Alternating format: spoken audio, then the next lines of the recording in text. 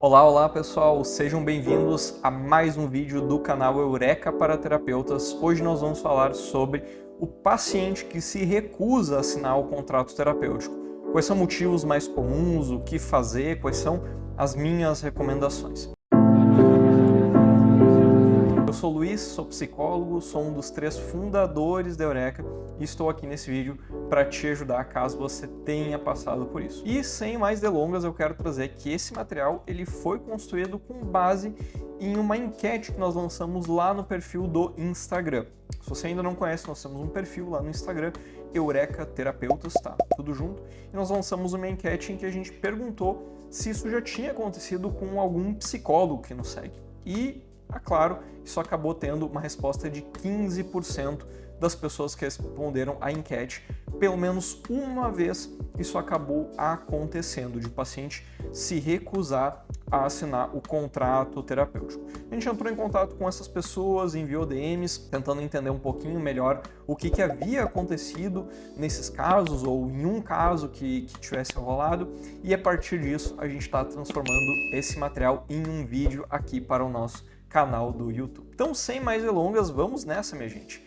Vamos começando então pelo motivo de número 1. O paciente não entendeu alguma cláusula. E aqui a minha recomendação é que você sempre busque fazer o contrato terapêutico de uma forma o mais simples possível, evitando termos técnicos, evitando aquele famoso juridiquês, né, de você colocar ali termos rebuscados, termos difíceis. A chance de o paciente não buscar no Google ou em algum dicionário aquela palavra ou aquela parte que ele não entendeu é muito elevada. E aí, quando o paciente não entende algo, a tendência é que ele não se engaje. E não se engajar aqui significa que ele não vai assinar. Talvez ele até evite falar sobre o contrato terapêutico. Então, quais são as minhas recomendações de uma forma muito prática aqui, pessoal? A primeira delas é usar termos simples, evitar juridiquês ou termos rebuscados e complicados. Segunda orientação que eu passo é: leve o contrato para seus amigos, familiares e conhecidos. O feedback deles pode ser muito útil. Isso porque a ideia aqui é a gente fazer uma espécie de grupo focal. Você lembra lá dos tempos da faculdade, né? Usar um grupo focal como construção, né, de uma pesquisa. Então, a ideia aqui é que você apresente o contrato para pessoas que não necessariamente estão querendo fazer psicoterapia com você, amigos, familiares, e pergunte a elas: você entendeu? Você entendeu o que significa cada palavra, cada cláusula, tudo que está escrito aqui? Teve algo que te trouxe desconforto? Teve algo que te trouxe desconfiança? Leve em consideração o que essas pessoas vão falar, tá bem? Melhor ainda se forem pessoas de faixas etárias diferentes ou ainda, né, que sejam da faixa etária que você costuma atender. Eu só atendo crianças. Bom, as crianças não vão assinar o contrato, é claro, mas vão ser os pais. Tem alguma faixa etária específica? Não, eu só trabalho com mulheres de tal idade. Beleza, então nesse caso você tenta levar o seu contrato para esse público, tá bem? Então, revisando aqui, gente, usar termos simples, porque pode ser que a pessoa não tenha entendido alguma cláusula, e levar o contrato para familiares buscando feedback deles. Segundo motivo comum aqui, olha só. Alguma cláusula, algum aspecto que você colocou no contrato parece ir contra, vai em contrariedade ao que você falou durante a sessão terapêutica ou mesmo algo que foi apresentado lá no seu site ou no seu perfil do Instagram, enfim, a forma como você divulga o seu trabalho. E aqui, é claro, você pode olhar assim, mas como assim? Tudo que eu falo está sempre em congruência, está tudo totalmente conectado. Olha, gente, às vezes pode ser algo que a pessoa não entendeu do que você falou. E aí a forma como você se expressou pode ter sido uma forma que depois, em outro momento, quando a pessoa vai ler o contrato terapêutico, ela já não lembra ou ela distorceu aquilo que você falou. Então, muito cuidado para que o que você apresente esteja em total congruência, totalmente conectado com o que você vai apresentar no contrato terapêutico, tá? Quais são as minhas recomendações nesse aspecto? Releia o seu contrato terapêutico terapêutico e coloque ele próximo, tá? Assim, você tá com ele do seu lado aqui, tá? Você imprimiu ou você abriu uma aba do seu navegador e você tá vendo o seu contrato. E na outra aba, tá? Do outro canto da sua tela, do seu computador, você vai analisar o quê? O seu método de divulgação. Pode ser, coloca ele próximo do seu site ou perfil do Instagram, tá? Qual que é a ideia aqui? É você tentar ler o seu contrato e você verificar suas redes sociais e ver, tem algum termo que eu estou utilizando aqui no contrato ou que eu estou utilizando no meu perfil que não está conectando uma coisa a outra? Eu vou dar um exemplo, tá? Muitas vezes as pessoas acabam não entendendo muito bem a abordagem, né? E aqui na Eureka, por exemplo, é uma dessas. As pessoas acham que TCC, né, terapia cognitivo-comportamental, é tudo a mesma coisa, todas as pessoas fazem de um mesmo jeito, né? E na verdade existem as abordagens de terceira onda, né, as contextuais. Então, às vezes, isso pode gerar algum desconforto, né, algum desentendimento. Então, cuidado, tá? Lembrando aqui aspectos também muito práticos, né? Vai que você tenha colocado o preço, né, das suas sessões ali no contrato, mas sei lá, no perfil no Instagram, no seu site, em algum outro momento, ou em algum momento em que você falou durante a sessão, se deu desencaixe. Muito cuidado, isso vai gerar desconfiança na pessoa que está ali do outro lado da tela. Terceiro motivo aqui, pessoal, o paciente ele não concordou com alguma cláusula, ele não se sentiu confortável. Pode ser que ele não tenha entendido, tá? Mas eu vou colocar aqui que ele entendeu o contrato na íntegra, tá? Ele entendeu todas as palavras, mas ele discordou, ele não concordou com alguma cláusula. Ele quer que algo seja diferente, porém talvez ele não tenha habilidades, né? Ou ele não seja tão assertivo a ponto de ele conseguir questionar e tentar fazer uma contraproposta, uma negociação com você. Cuidado, negociação, eu não estou falando de valores, eu estou falando aqui negociar alguma cláusula do tipo, vai que seja uma pessoa que tem uma rotina muito atribulada, muito complicada, turnos, né? Um profissional da saúde, que daqui a pouco, a qualquer momento pode ser chamado, e aí tem lá uma cláusula no seu contrato que precisa desmarcar com 72 horas de antecedência, senão a sessão vai ser cobrada na íntegra.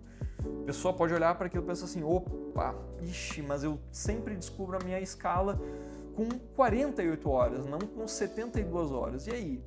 Eu vou ser penalizado? E daqui a pouco essa pessoa não tem como apresentar, né, uma contraproposta, ela não tem habilidades, não é assertivo bastante para isso. Quais são as minhas recomendações aqui então, pessoal? Mais uma vez, a gente vai revisar o contrato terapêutico e entender se algo está além, né, algo está exagerado ou exagerado,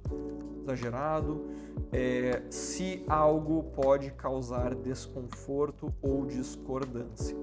Lembrando que eu não estou falando aqui de um paciente que discorda do seu valor, tá? Do seu preço. Então a minha sessão é R$200 e o paciente ele não concorda com a cláusula.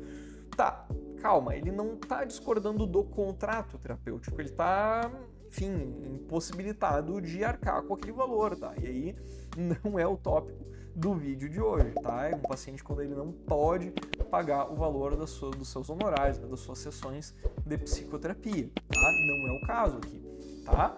Então revisa o contrato, vê se tem algo além, algo que talvez esteja meio exagerado, né? De repente pode ser um ponto polêmico, enfim, algo diferente. Pede também, né? Pode fazer o seguinte, peça um contrato de um colega que você tem proximidade ou confia bastante, né? Pede para dar uma olhada no contrato dele e verifica se o teu contrato daqui a pouco tem algo que tá além da conta do que o colega está colocando, tá? Lembrando que você não precisa se adequar ao que o colega está trazendo. Você tem a sua forma de fazer, você tem o seu jeito de aplicar a psicoterapia, você não precisa se adequar aos outros. Mas analisar o contrato de outra pessoa pode trazer insights, ideias que daqui a pouco você não tinha parado antes para pensar. O quarto motivo é a pessoa estar com receio de se comprometer com a psicoterapia. Então, de repente o paciente leu por cima, ele concorda, ele não concorda, ele tá ali naquela corda bamba, né? Ele não quer se comprometer com a psicoterapia. E aqui a gente tá falando daquela clássica, né? O paciente é resistente, o paciente está apresentando resistência, né? Esses termos são muito popularizados na psicologia. Mas vamos lá, minha gente. Existem muitos motivos pelos quais alguém pode estar com receio de se comprometer com a psicoterapia. Seja a pessoa não ter certeza se haverá resultados, até mesmo a pessoa estar desconfortável de tocar em feridas emocionais dela. Psicoterapia não é um momento comédia. Por mais que a gente possa rir, se emocionar, muitas vezes vai ser um espaço em que a gente vai falar sobre os nossos pesadelos, as nossas dores. Eu nem preciso me aprofundar aqui, mas eu quero que a gente se coloque no lugar dessa outra pessoa.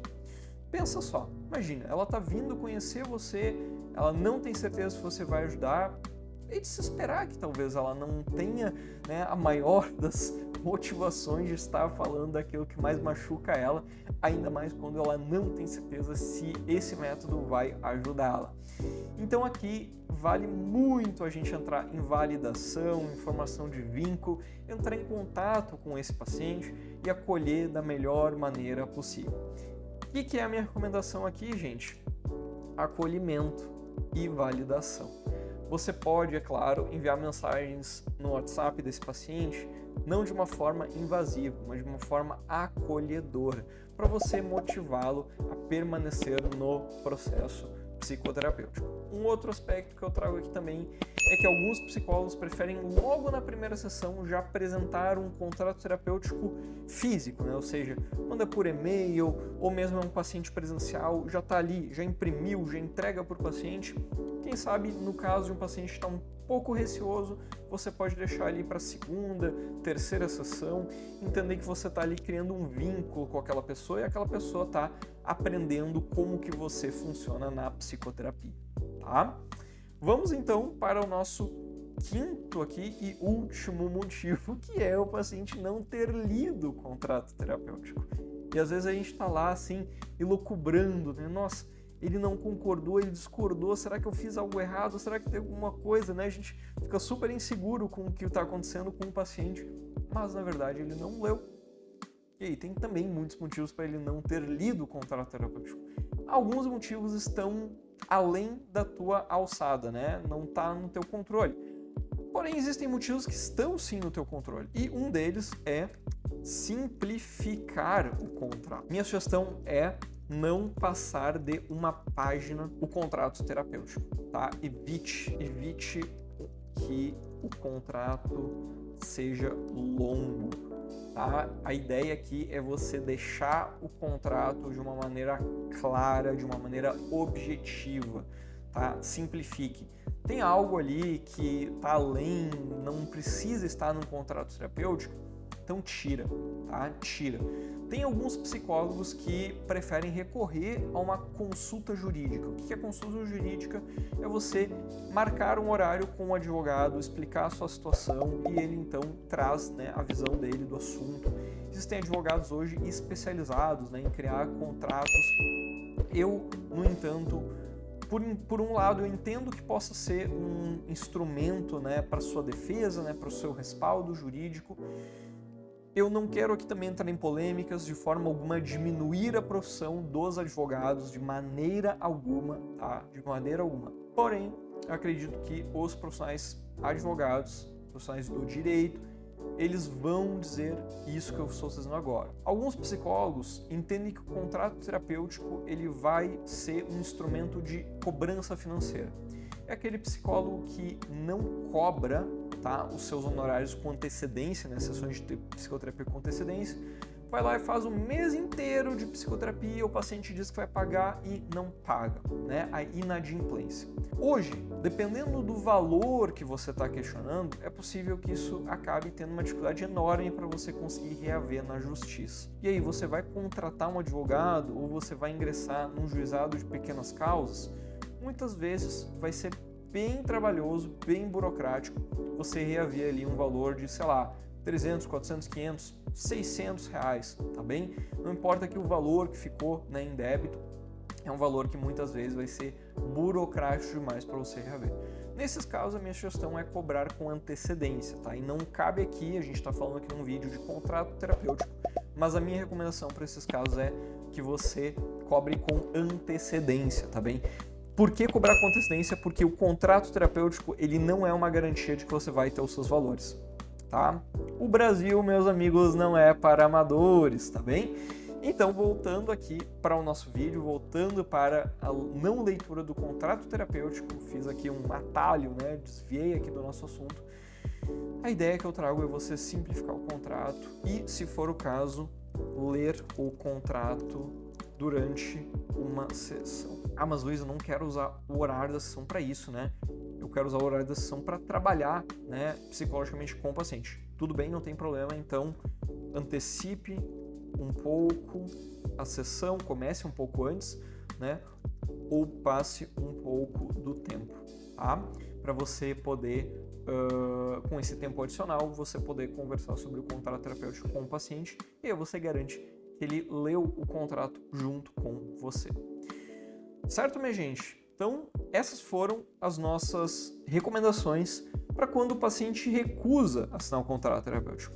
Muito cuidado, porque os motivos podem ser vários, sempre vale a pena a gente se colocar no lugar desse paciente e não entender que ele simplesmente está com resistência. Vamos além disso. O que está acontecendo que está desmotivando o paciente a assinatura desse contrato?